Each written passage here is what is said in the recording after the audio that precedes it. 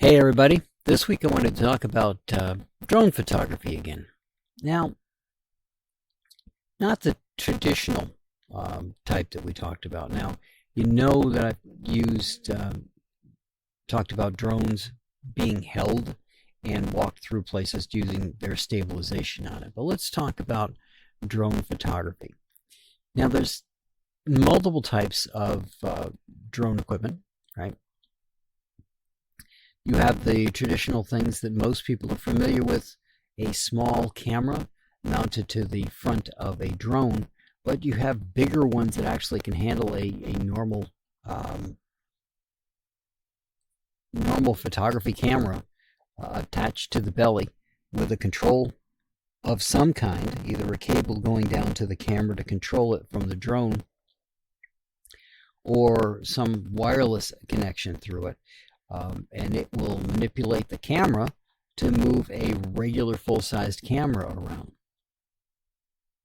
But putting all that aside, there's a bunch of things that you can do in drone photography that you may or may not think of. Now, we talked in a previous episode about drone photography, right? The ability to, about real estate drone photography. The ability to fly around a house, let people get a feel for what the view looks like, for example, by hovering the drone at normal height and looking out a window inside the house even. You could do some of this stuff with your handheld camera, but being able to do a fly around of the house, being able to fly up to the house and give people the sense that they're walking up to their home is very easy to do with a drone, and the right ability of the pilot, let's put it that way, the capability of the pilot to fly it in a slow pattern to get it where you want it to be so it looks the way you want it to look. But there's other types of photography as well. You can, for example, fly around a house, right, and use that to render a three-dimensional model. Now, typically, these are done at different levels. And there's a whole bunch of software out there. We're not talking about something like Meshi or an AI program that will knit those together and render it into a three-dimensional ones. There's a lot of commercial programs out there that will do this, especially for drone photography. So if you were tasked, for example, to take pictures of a shopping plaza, right? Especially one of those strip mall types, you would be able to fly the drone, and you're going to fly it at just about ground level, at the height that you'd be looking at. So obviously you're not going to want people in the parking lot and things. You're going to want it on an off time. And then you're going to fly it a little bit higher, so it's kind of looking down a little bit and then higher again, so it can catch the extra information about what's on the roof and the structures of the roof and things. All those pictures are then knitted together to make a three-dimensional representation of the real estate object that you just photographed, so that people can get a walk-around view of it and they can control it themselves. Right? They're not you're not flying around the building and giving them a video of it. You're actually taking photographs as you go, and those photographs are then knitted together to make this three-dimensional object, or the video is knitted together to make a three-dimensional object, because all a video is a collection of still photographs. But this allows the potential buyer, for example, to look around the building at their leisure, the way they want to, and look at the spots that they're interested in. This can also be brought into a construction site, right? If you're tasked with taking photographs of a construction site so that the company can keep track of what's going on at the site without having to send somebody there or to physically be present to see it. They can see the progress. And again, this is something that could be rendered into 3 dimensions so they can see how it looks as a 3-dimensional object and not just at the ground level that you're taking photographs at. You can also do it for fields and for crop purposes, or to see how overgrown something has become. You could be doing a real estate survey of a property to see what it actually looks like. A homeowner may ask you to do a survey of their vacation home that somebody has been tending to and getting cleaned up for them to come up, and they may want to see what it looks like before they get there. Or they may want to see what the place looks like after the winter has been completed, so they can get a feel for what they need to have somebody come in and do before they show up. I personally don't know anybody who does any of that stuff. I don't know that many rich people, so but it's something you could be tasked to do.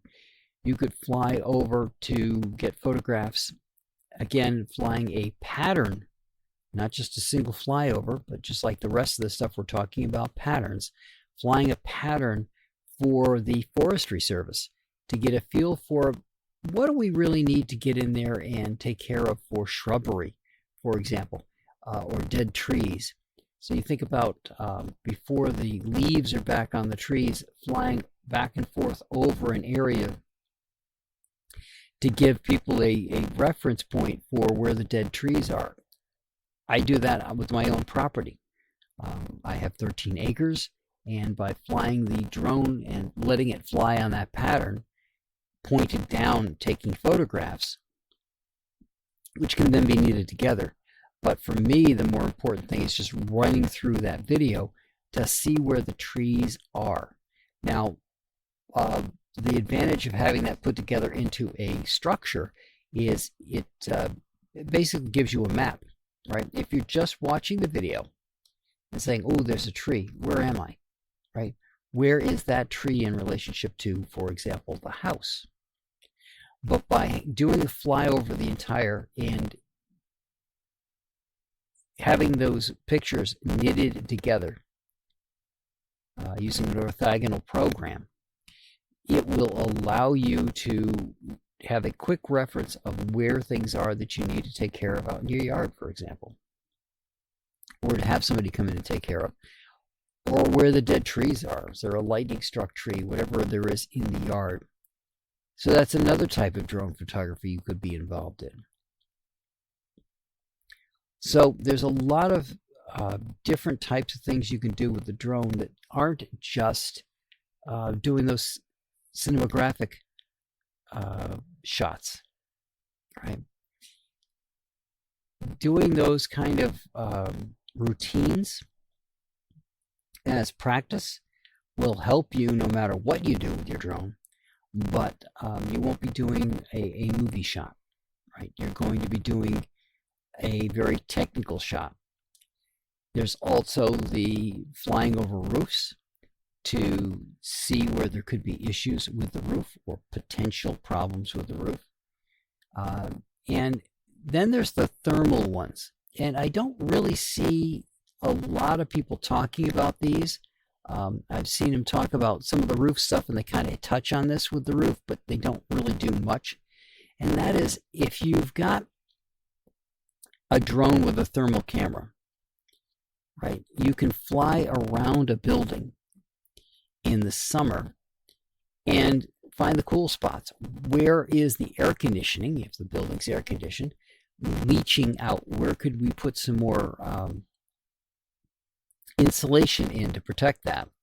Now, the advantage of doing that over the summer, obviously, is because if you do it in the winter and you're looking for the heat coming out, you're probably not as capable at that time of the year to do something about the insulation as you would be in nicer weather, right? So it's you can look at it as a air conditioning type of thing. Do we need to replace the windows?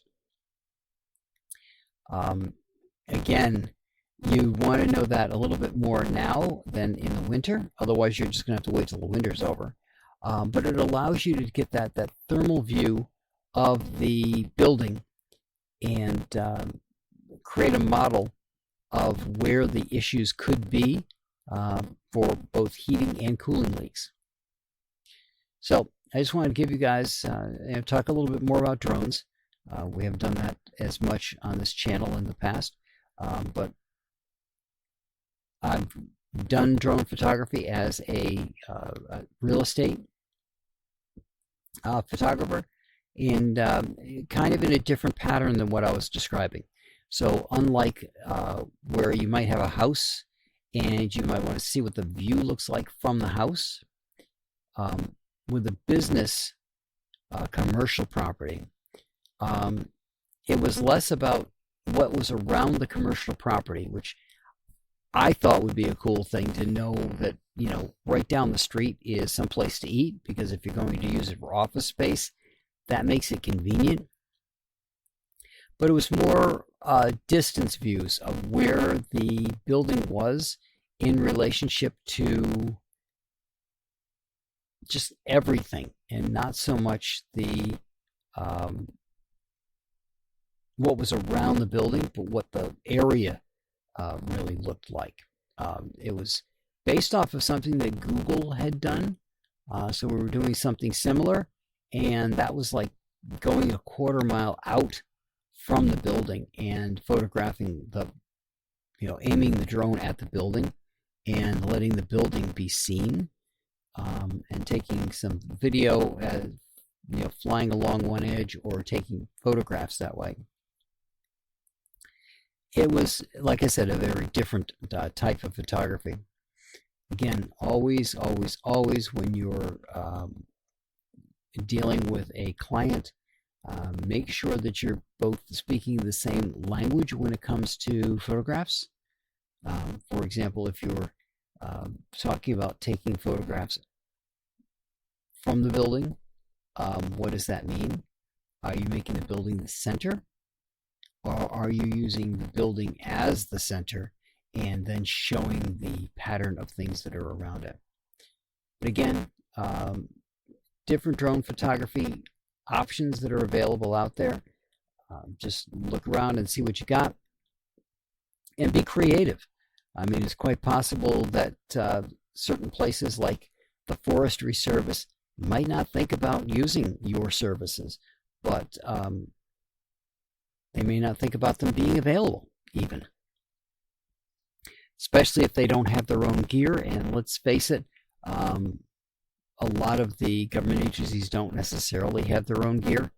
And again, bear in mind, if you are a government agency, there might be some restrictions on the gear you can use, whereas if you bring in a contractor, it may or may not be the same. That's what I got for you guys this week, and I will talk to you all next week.